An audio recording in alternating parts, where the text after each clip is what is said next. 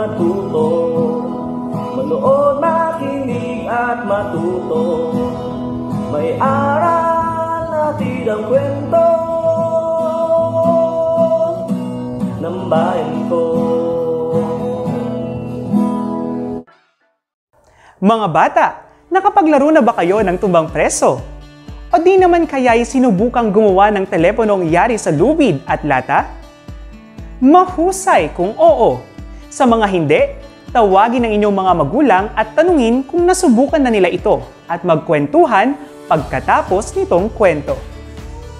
Parte na ng ating pagkabata ang ilan sa mga laro ng lahi at karanasan na aking sinabi kanina. At ang bida sa mga larong aking tinukoy ay nakikita ninyo ngayon sa inyong mga screen. Ano ito?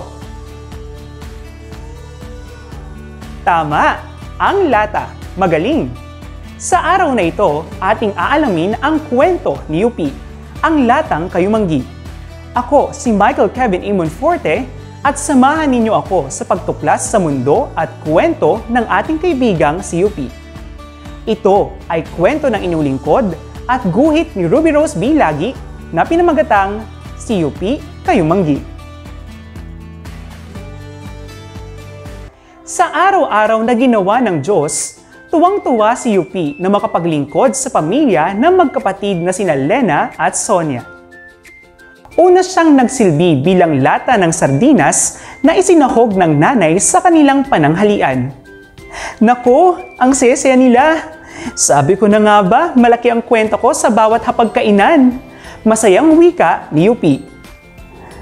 Ngunit doon pa lamang nagsisimula ang paglalakbay ni UP. Naging kasangga ni Lena at Sonia si UP sa araw-araw na paglalaro. Isang araw, ginawa siyang tila telepono matapos siyang ikabit sa isa pang lata gamit ang lubid. Tuwang-tuwa ang magkapatid nang mapatunayang tila naririnig nga nila ang kalarong gumagamit ng kabilang lata. Kapitan, nandito na mga kalaban! Naghahanda na kami, hindi nila malulusob ang ating kaharian! Tuwang-tuwa si UP na maging kakampi ang magkapatid sa digmaan. Matapos maglaro, kasama ring nakibabad sa pagligo si UP. Dinagdagan pa ng butas ang kanyang puwetan at nagsilbing tila ulap na nagbabagsak ng ulan. Ang samahan ni na UP at ng magkapatid ay mas lumalim pa nang kabitan siya ng tatay ng mga gulong. Magkakaroon kayo ng truck! Siya si UP, the super truck! Pagmamalaki ng tatay. At tunay nga, nang makasama ang kalarong si Dino, si UP ang nauna sa habulan. Gamit ni Dino ang gomang gulong, kay Lena naman ang laruang windmill at si Sonia sobrang nawili sa pamumuna ni UP. Ako ang pinakamalakas! Ako ang pinakamabilis! Ako ang pinakamatibay! Ngunit matapos ang ilang saglit, biglang naputol ang kasiyahan ni UP nang mabali ang patpat na sa kanya ay nakakabit. Naku, hindi na yata nila ako gugustuhin kasama ni Lena at Sonia. Mawawalan na sila ng gana na isama ako sa paglalaro. Masasayang na yata ako sa basurahan. Malungkot na wika ni UP. Pero hindi. Nang sumunod na araw, kasali pa rin siya sa laro.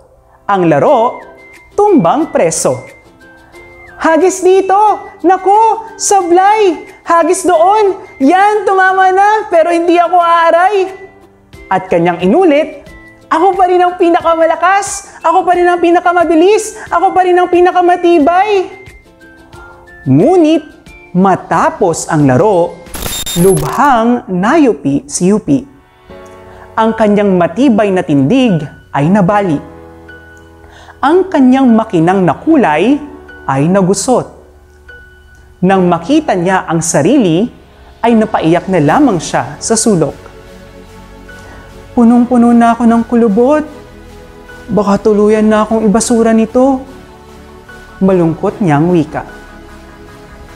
Sa di inaasahang pangyayari, muli siyang kinuha ni Sonia sa sulok at kasama ang kaibigan at kapatid ay pinintaan ng kulay ginto si UP. Mula noon, si UP ay twinanang kasama sa loob ng silid ng magkapatid. Dahil sa ginto at malakayumanggi ng kulay, siya ang ginawang lagayan ng mga bago niyang kalaro.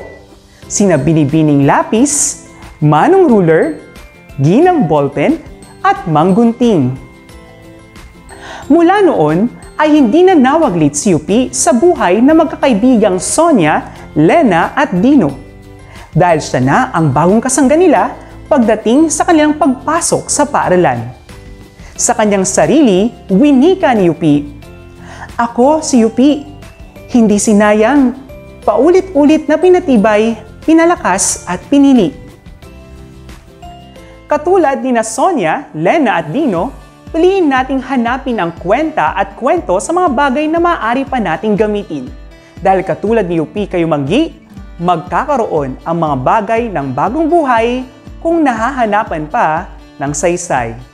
Sa ngalan ng aming creative team na binubuo ni na Ruby Rose B. Lagi, Terence Chris Arellano at Marlet M. Paguyo, ako po si Michael Kevin Imon Forte at ito ang kwento ng bayan ko. Ang kaban ng mga kwento ng bayan ko ay mula sa amin ng Bureau of Learning Resources at ng mga Learning Resources Management Section ng Kagawaran ng Edukasyon. Manood, makinig, at matuto.